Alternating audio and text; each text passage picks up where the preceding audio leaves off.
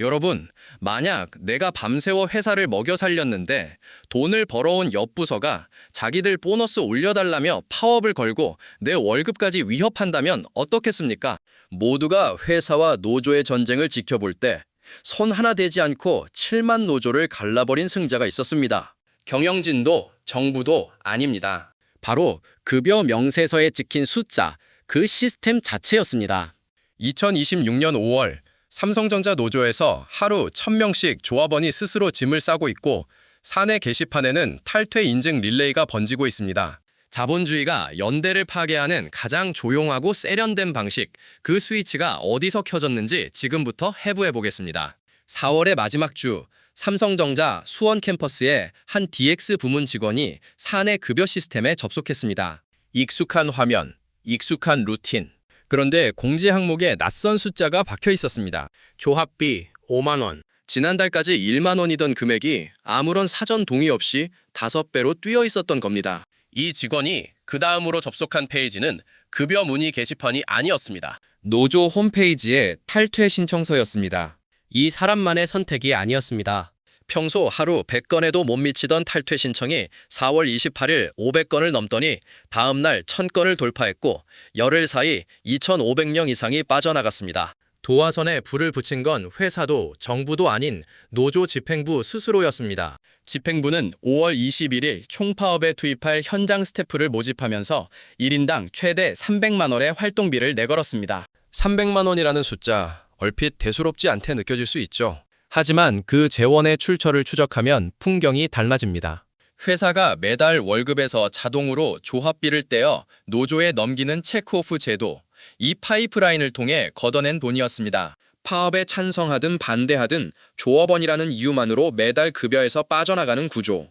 집행부는 이 자동 징수 시스템의 단가를 1만 원에서 5만 원으로 올려버린 겁니다. 여러분 회사에도 비슷한 경험이 있을 겁니다. 내가 동의한 적 없는 비용이 급여에서 빠져나가고 그 돈이 나와는 무관한 누군가의 이익을 위해 쓰이는 상황.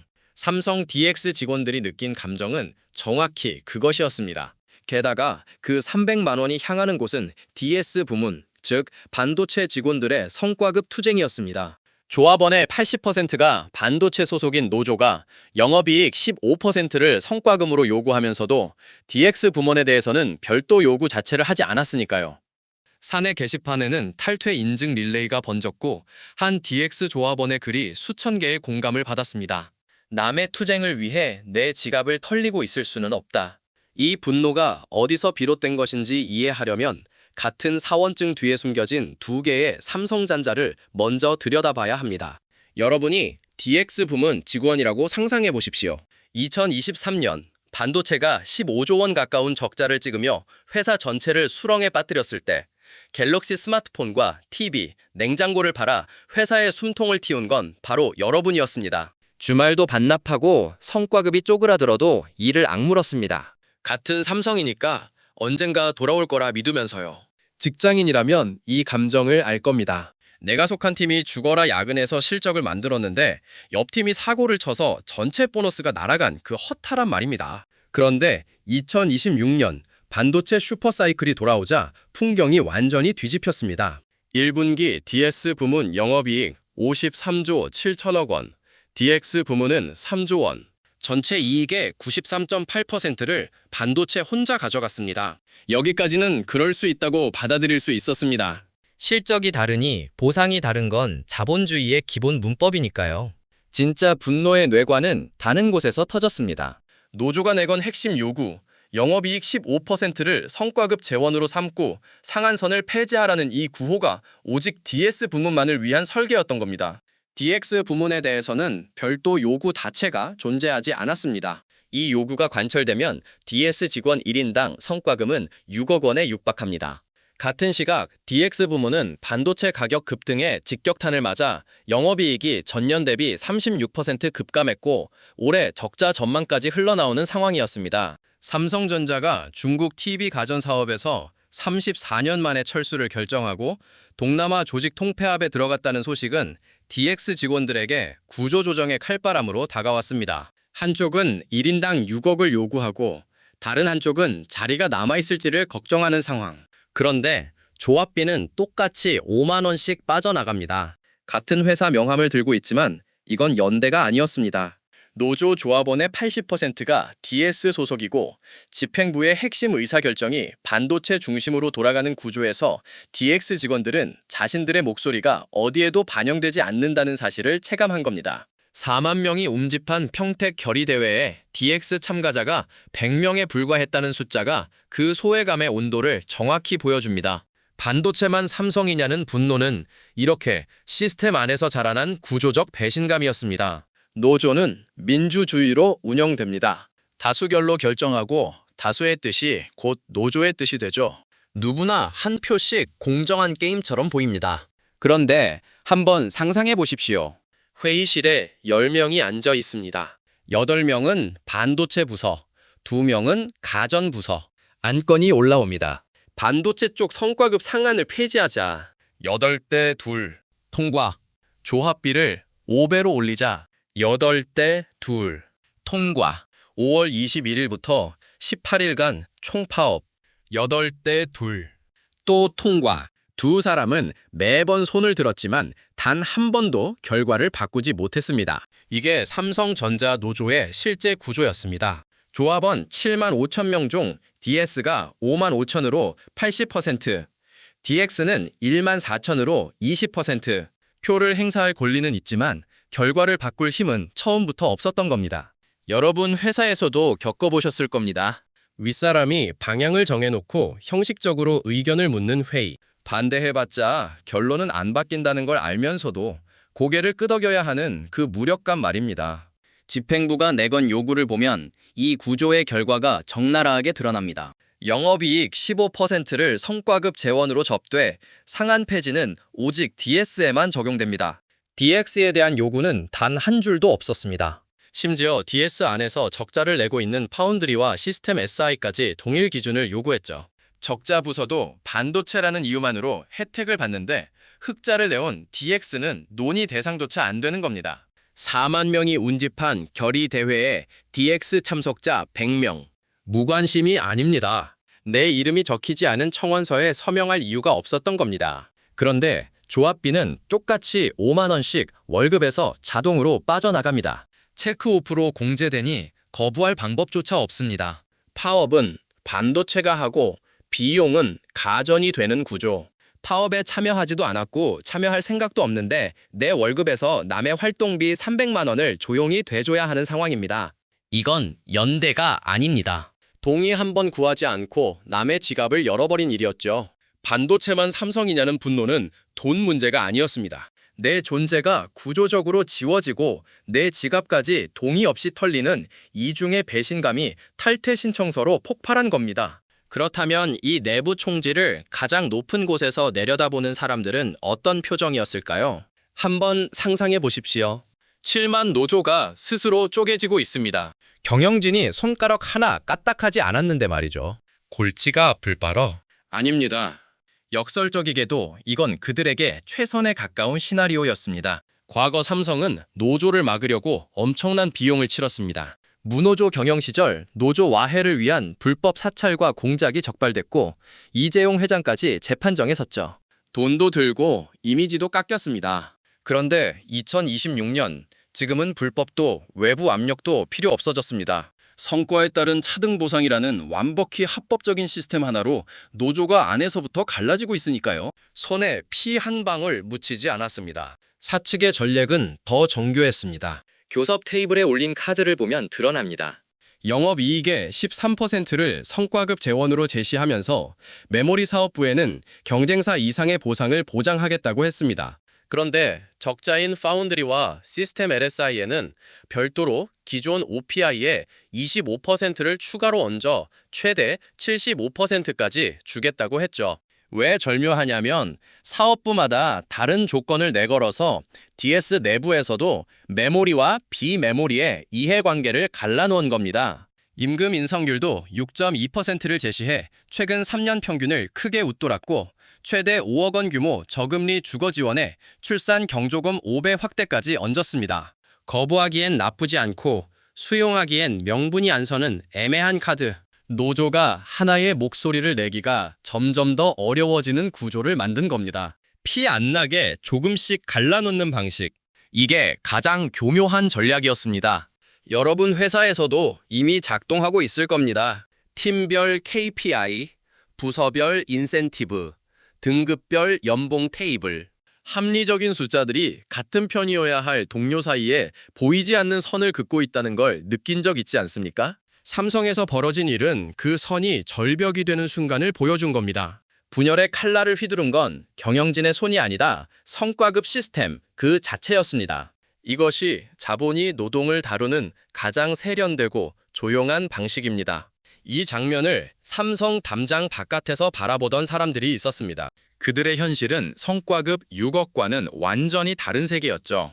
같은 날, 같은 나라에서 두 개의 장면이 동시에 펼쳐지고 있었습니다. 한쪽에서는 평균 연봉 1억 3천만 원을 받는 사람들이 성과급이 부족하다며 머리띠를 묶고 있었고, 다른 한쪽에서는 최저시급 계약직 자리 하나를 얻으려고 새벽부터 줄을 선 청년들이 있었습니다. 2026년 기준 청년 체감 실업률은 여전히 20%를 웃돕니다.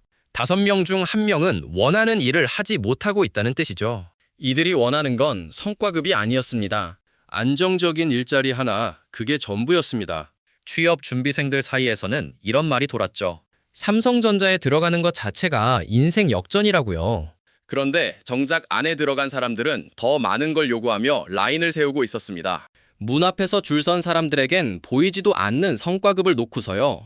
이 구조가 불편한 이유는 단순히 배가 불러서가 아닙니다. 파업으로 반도체 라인이 멈추면 납품 일정이 밀리고 협력업체 매출이 흔들리고 그곳 직원들의 월급이 위태로워집니다. 노조는 파업 시 30조 원의 손실이 발생할 거라며 사측을 압박했는데 그 손실의 상당 부분은 협력업체와 하청 노동자가 떠안게 됩니다. 성벽 안 사람들의 싸움이 성벽 밖 사람들의 밥그릇을 건드리는 구조였죠.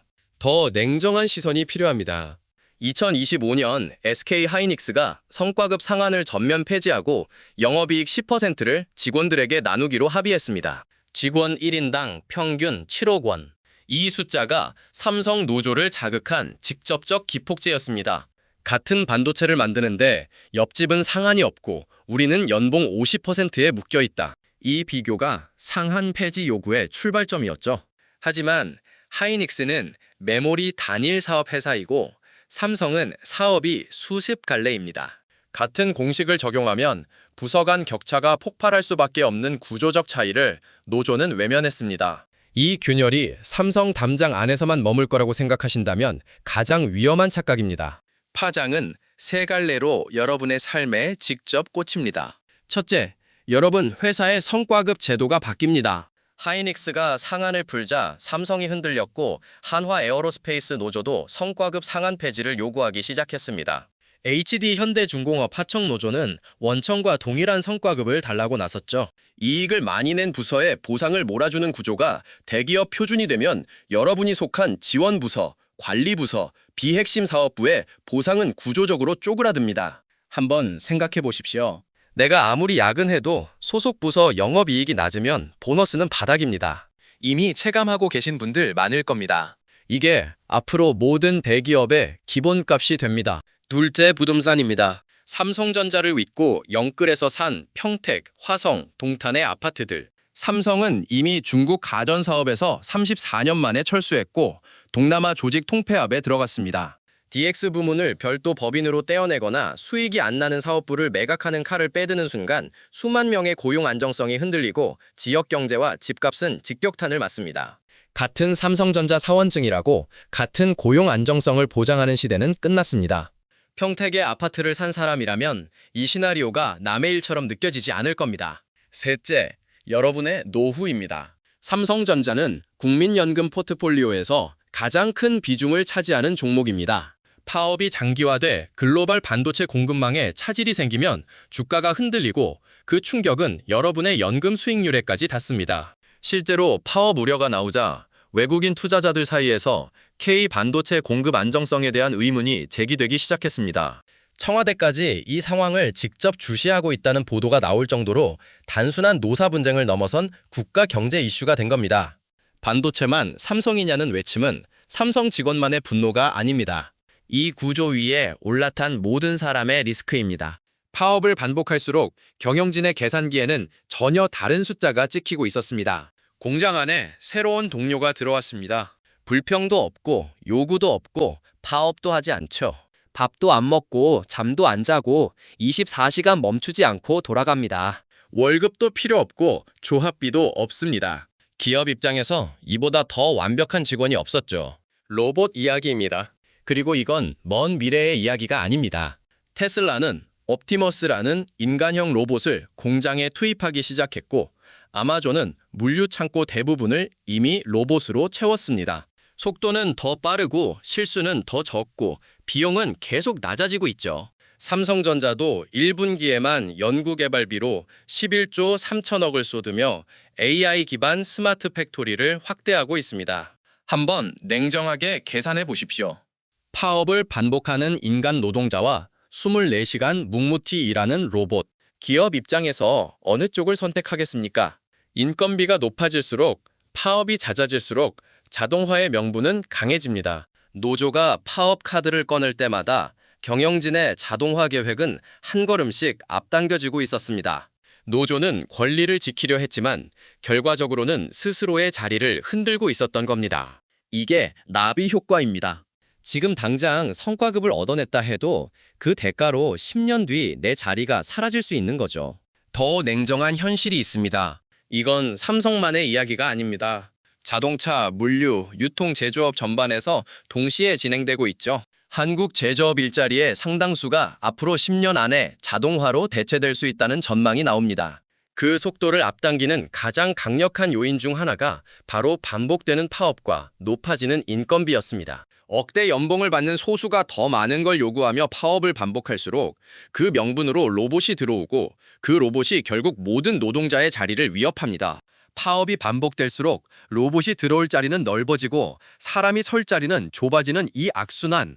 반도체만 삼성이냐는 질문은 결국 사람만이 할 수 있는 일이 무엇이냐는 질문으로 바뀝니다. 삼성 노조의 집단 탈퇴가 보여준 민낯은 선명했습니다. 동료의 월급에서 조용히 돈을 걷어 파업 활동비로 쓰고 다수결이라는 이름 아래 소수 부서를 들러리로 세우고 성과급을 더 달라며 라인을 세웠습니다. 더 씁쓸한 건 이 구조가 오랫동안 아무 문제 없이 유지됐다는 점입니다. 체크오프라는 합법적인 제도 뒤에 숨어 조합원들이 눈치채지 못하는 사이 매달 돈이 빠져나갔죠.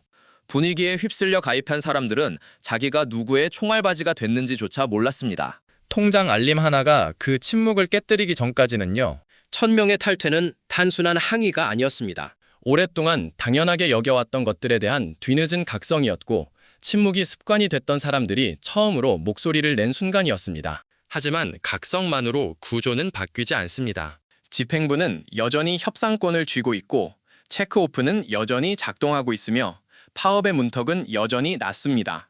그리고 기업은 이미 다른 계산을 시작했습니다. 파업할 수도 없고 조합비도 없고 성과급을 요구하지도 않는 존재들이 공장 안으로 들어오고 있죠. 이 네 장면이 동시에 펼쳐지는 지금 우리는 노동의 판 자체가 흔들리는 시대 한가운데 서 있습니다. 변화의 파도에 분노만 하시겠습니까? 아니면 이 차가운 룰에 맞춰 생존 전략을 짜시겠습니까? 여러분의 커리어를 냉정하게 돌아보십시오. 나는 회사에서 로봇이 대신할 수 없는 가치를 만들어내는 사람입니까? 아니면 언제든 자동화 리스트에 오를 포지션입니까? 이 질문이 불편하다면 그 불편함 자체가 신호입니다. 소리 없는 계급 전쟁이 시작된 지금 당신이 가장 먼저 손대야 할 것은 이력서입니까? 투자 포트폴리오입니까? 여러분의 생존 전략을 댓글로 남겨주십시오. 결국 가장 위험한 리스크는 세상이 바뀌고 있는데 나만 그 자리에 서 있는 관성입니다. 오늘 영상이 유익하고 재밌으셨다면 구독과 좋아요 부탁드리겠습니다. 영상 제작에 큰 힘이 됩니다. 다음 영상에서 뵙겠습니다.